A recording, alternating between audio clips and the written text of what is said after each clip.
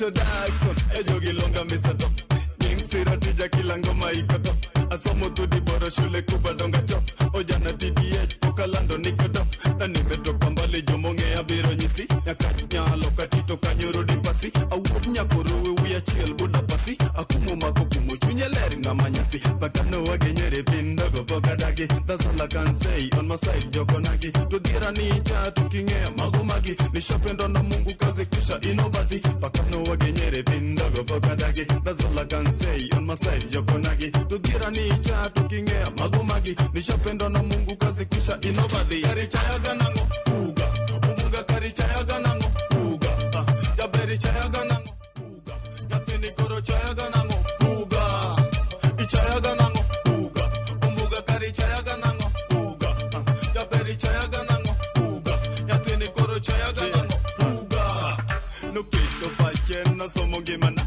uketo pache no somo kakada uketo pache no somo sipega olando kakadira chimi ukimatonga uketo pache no dino yorega uketo pache no jaro tumbega uketo pache no sema sweetona kazini kunisema Mr. Top nikinga karango ango midaro kumwada kumukarango ango midaro kumwe achiel karango ango maili kanyo sana sana makibed pinye kuony mondi los ngimani karango enga molo yolo siepa karango ekikipem gindobe kunya karango doda kwa bed jomo herore kozu moja ni nguvu notengano udhaifu karichaya ganango uga umunga karichaya ganango uga ya berichaya ganango uga ya tinikoro chaya ganango uga ichaya ganango uga umunga karichaya ganango uga ya berichaya ganango uga ya tinikoro chaya ganango uga engima tinde no kanyasiko kaywa I live like a king in my world dongada iniketsa sai choko pacha kunyata hukuna mekdo mpango zangu zinawa ubongo nyakalaga neka kanganilawa adafingima na poka luwe nganifata I do it my way poka kinya nganichoka na take it easy no matata penda wapenda rest wana wangwana rest better take your time kujibamba no stress issue unavotaka raha zako no case diheringa muhera se kupenda nyon fence penda wapenda rest wana wangwana rest better take your time kujibamba no stress issue unavotaka raha zako no case diheringa muhera se kupenda nyon fence karichaya ganango uga umunga karichaya ganango uga ya berichaya ganango uga ya tinikoro chaya ganango uga ichaya ganango uga umunga karichaya ganango uga ya berichaya ganango uga ya tinikoro chaya ganango uga. It's a LUO man thing. Neno wasedonjo e kidienya mar ng'e jothumbe okinyi makawuono e wanyisi ni wang'awe e third floor mana kaka ineno wasechako chenro mar okinyi makawuono kod LUO RAP odiochieng' makawuono wabedo kod welo mopogore e studio kae kata kamano med mana kete Ramogi TV kaluwore ni tok mae wantiere kod Jothum mokwongo mabende osechwadonwa rap kanyo adwani Jothum mar ariyo bende biro bedo ka tudore kodwa mano mantiere kod beats mano mar bungu rap en bende biro kae mar mondo mi olieknwa beats neno mar mondo mi wang'e ni to ento beats neno chalo nango mana kinyalo mana ngeknwa matin mondi mano bungu rap mabende wadwa winjo kinyi makawuono pile ka pile wang'isi ne chenro mar ng'e jothumbe wabedo kod jothumbe mopogore mar mondo mi ibed kod ng'eyo gi e yo makare mane momiyo kawuono bende wachano ni lai mopogore mag jothumbe mobro bedo gode studio kae achiel kachiel mwachako kanyo kod rap ka in jahera mar rap to nyaka sani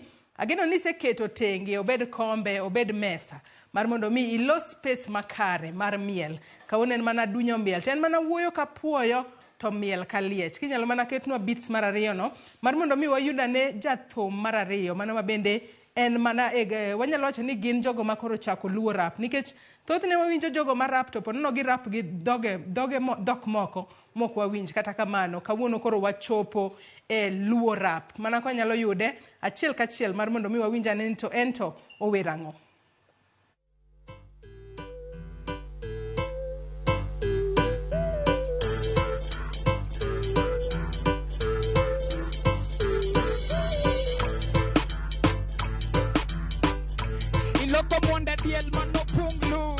Somebody tell them stop breeding elephants just to get the pockets full of relevance. Nyati, okay, loko dhiang. Ere kakinyalo temo pidho nyang. Like buffers, we all love lows, but you can never make a cow from a buffalo. Ere kakinyalo temo pidho kwach.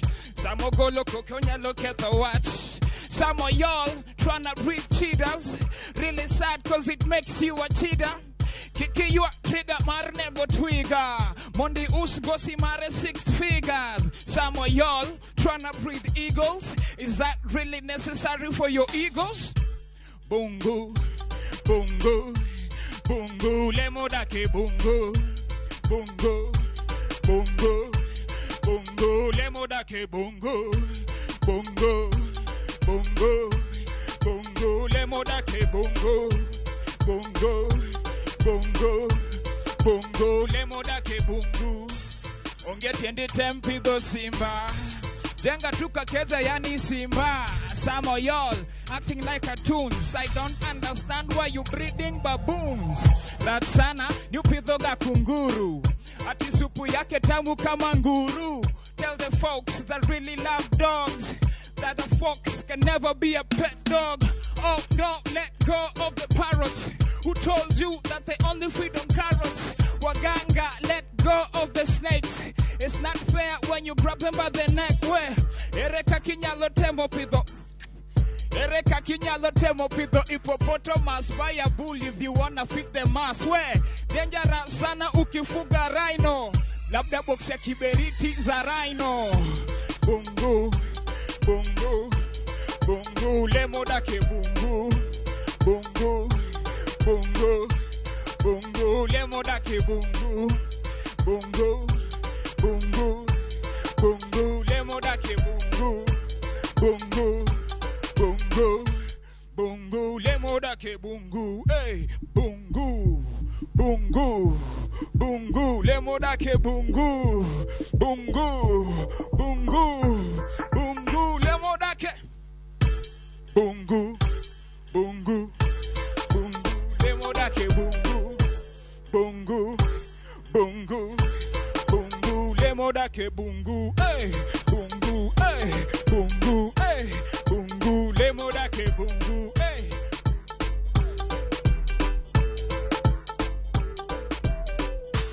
Akuru maler, oe polo, makoni Yesu chegenilo. Akuru maler, oe polo, kakoni Yesu chegenilo. Rakuchuga yubo, oe polo, kakoni Yesu chegenilo. Rakuchuga yubo, oe polo, makoni Yesu chegenilo. Rakuchugi sila, oe polo, kakoni Yesu chegenilo. Rakuchuga yubo, oe polo, kakoni Yesu chegenilo.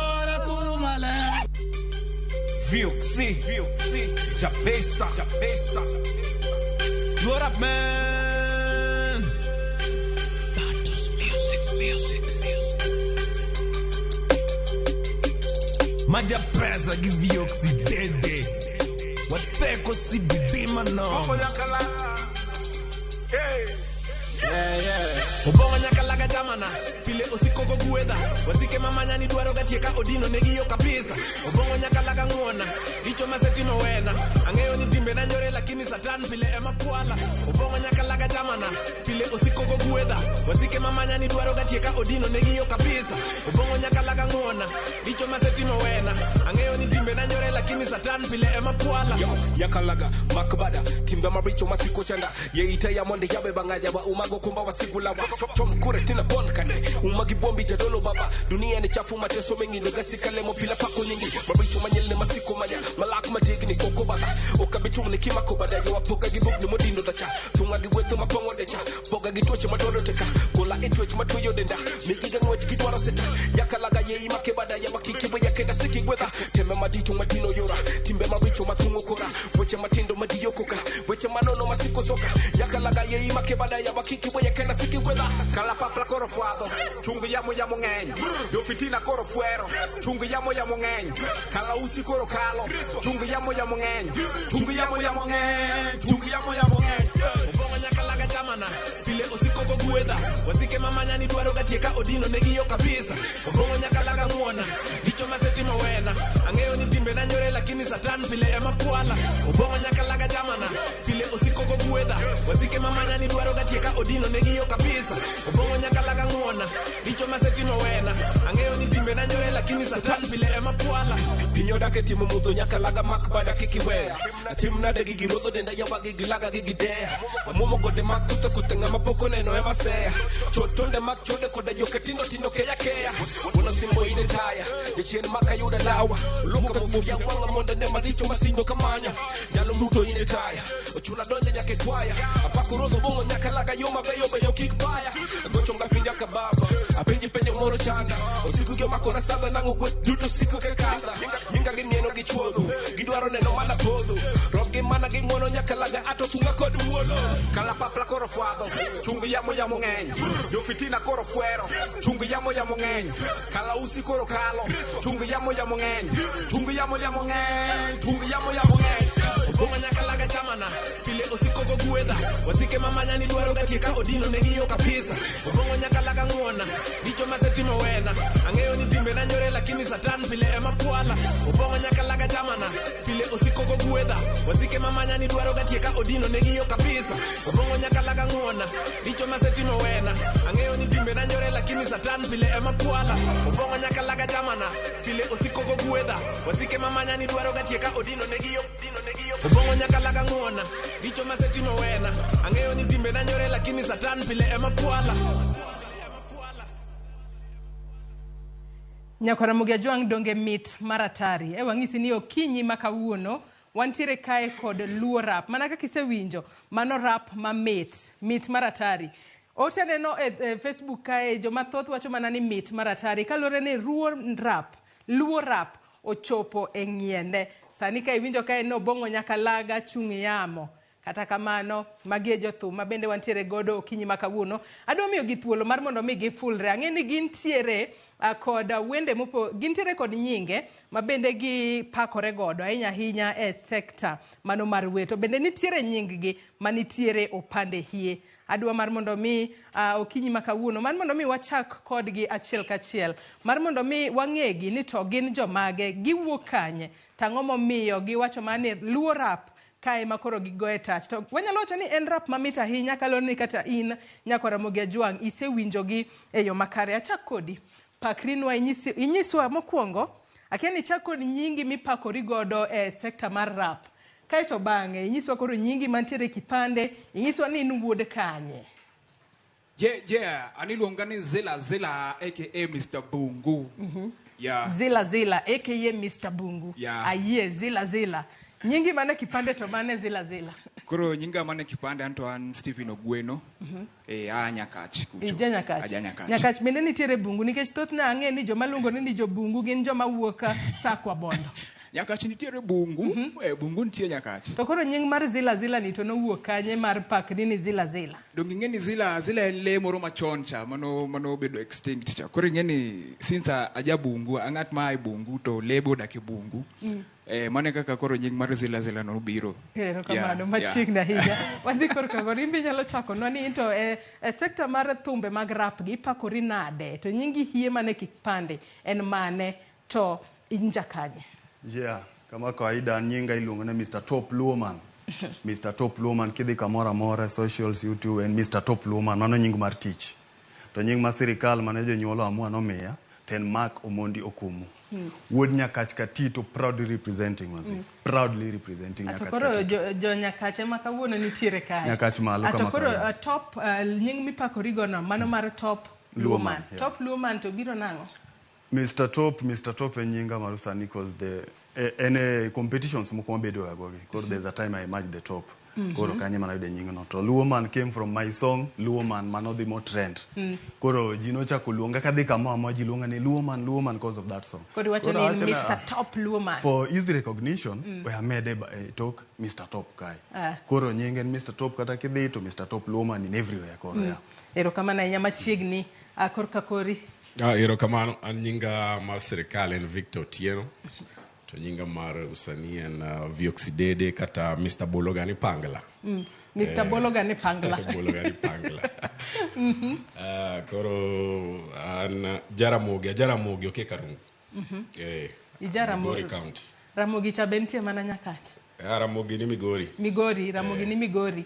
Machiegni huru chenro mar ng'e Jothumbe okinyi ma kawuono achak kodi Jabungu. Kosa luongi ni Jabungu kose Mr. Bungu.